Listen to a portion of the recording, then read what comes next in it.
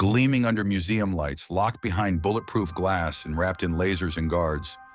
It still feels wrong, not alive, aware, not because it moves, not because it glows, but because people who stand here long enough swear the air around it shifts, tightens, aligns. Just another jewel, just another exhibit, until you count the bodies tied to it. Kings, queens, bankers, heiresses, car crashes, guillotines, collapsed empires, fortunes poisoned, families erased. Every time this diamond changed hands, something broke. A dynasty, a fortune, a mind, a neck. Tonight, we're not here to admire it. We're here to understand why destruction follows it with such precision. This is the lost past, and by the end of this story, you may rethink every museum display case you've ever trusted. Stay close, and whatever you do, don't linger. Attention goes both ways. Theft from a god. The story begins in Heat, the Golconda mines, where diamonds are torn from the earth, and sometimes the earth tears back. A miner reaches into gravel, freezes. He's holding something colder than shadow, heavier than dread. Not clear, not white, blue, an impossible, depthless blue that throbs faintly, as if reacting to the hand that holds it. Legend says it wasn't mined. It was pried from the eye of a Hindu deity, a guardian idol carved in perfect symmetry, except for one missing eye. When the jewel came free, witnesses say the remaining eye cracked, a vertical fracture running down the cheek like a tear someone tried to stop. Torches dimmed, the ground trembled, and behind the idol, a shadow moved out of sync with the flames, a half second behind them, as if noticing after the fact. The thief vanished from history, but the jewel didn't, because in that world, people understood. You don't take sight from a god. You inherit whatever was using it. The stone left the temple carrying more than theft. It carried attention. The merchant who carried it west, Jean-Baptiste Tavernier, French merchant, empire chaser, takes the diamond west. Nights remain calm at first, then the pattern begins. Night 3, footsteps around his tent, one quiet circle. Night 5, 2 circles. Night 7, 3, each tighter than the last. By night 12, the footsteps stop inches from his skull. He never hears them approach, only fade. During a snowstorm, he sees a faint blue shimmer gliding uphill against the wind. He sells the gem to Louis XIV for a fortune, but his diary reveals the truth. Corners appear where none exist, and something stands in them. Historians debate his death, wild dogs, illness, madness. But the pattern is clear. The diamond didn't kill him. It watched him until his life couldn't hold together anymore.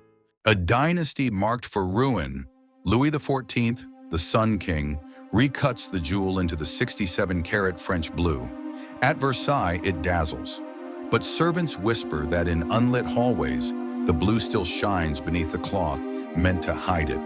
A faint, steady pulse. Louis XIV dies diseased and hated. But the curse isn't aimed at him. It targets what he leaves behind. Louis XVI and Marie Antoinette inherit it. She wears it often. But her chambermaids report something unsettling. Whenever she sets the gem down for the night, it turns on its own. Slowly, precisely, until it faces her side of the bed. At a masked ball, she murmurs. It's warm, like a hand that refuses to let go. Outside, hunger builds. Rage ignites. The palace falls. 1793. The guillotine claims a king and queen. And amid the chaos, the French blue disappears. Not misplaced, withdrawn. A watcher stepping back until the next dynasty presents itself. A new name for an old eye. Decades pass. Empires rot. Europe redraws itself. Then, a familiar blue spark resurfaces. Smaller, sharper. Recut to disguise the past. The Hope Diamond. Henry Philip Hope displays it proudly. Visitors admire it. But Hope's eldest daughter refuses to enter the display room. She claims the jewel angles itself toward whoever speaks the loudest. Her governess later confirms it. She once whispered to a visitor, and the gem shifted toward her like a turning head. After Hope's death, lawsuits erupt. Wealth evaporates. A family fractures line by line. Patterns aren't accidents. They're footprints. Bodies in the footnotes. Quiet deaths follow. A Greek merchant dies violently. Police find a perfect circle of soot around his body with one clean patch in the shape of a gemstone. A Russian aristocrat is ripped apart by revolutionaries. His guard testifies the gem in his pocket was hot like something alive. A French stage performer is found dead. Mirror shattered outward, glass embedded across the room. Her diary contains a single line. It blinked when I turned away. These aren't coincidences. They're calibration. The diamond isn't cursed, it's observant. The socialite who mocked it. Evelyn Walsh McLean laughs at the Hope diamond, so it watches her closer. She buys it, flaunts it, treats it like a novelty. Then her life fractures. Her son dies suddenly. Her daughter collapses into addiction. Her husband's sanity unravels. But Evelyn's nights deliver the real horror. She wakes at 3 a.m. to slow, deliberate pressure shifting at the foot of her bed, as if someone is leaning closer to see her better. She describes a tall, faint blue silhouette, still, silent, patient. Servants later confess the diamond appeared in rooms no one had entered.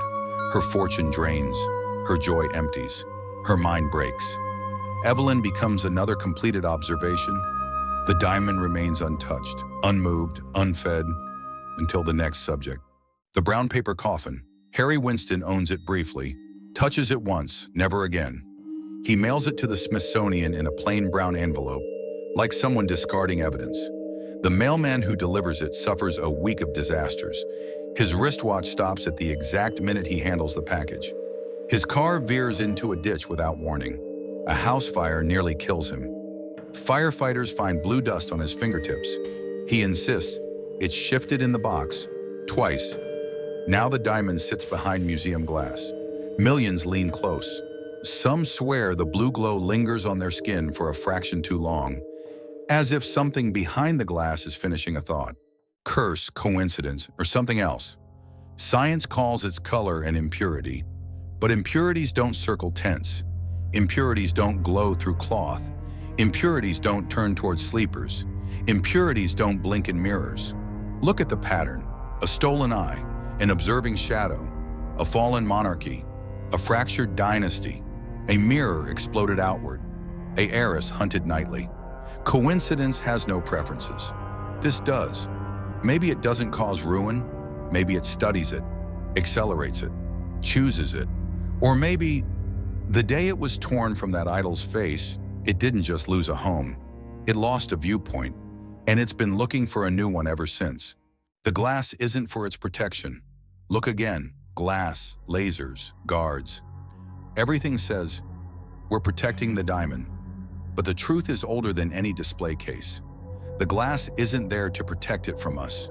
It's there to protect us from what watches through it. Because when the museum goes dark, when the footsteps fade, when silence settles, the Hope diamond does not rest. It watches, it evaluates, it remembers. And if that case ever opens, if someone leans too close, too still, too long, the attention shifts. And attention is all it has ever needed. If you felt the air change while hearing this story, don't worry. It always notices the ones who listen carefully. They're the easiest to follow.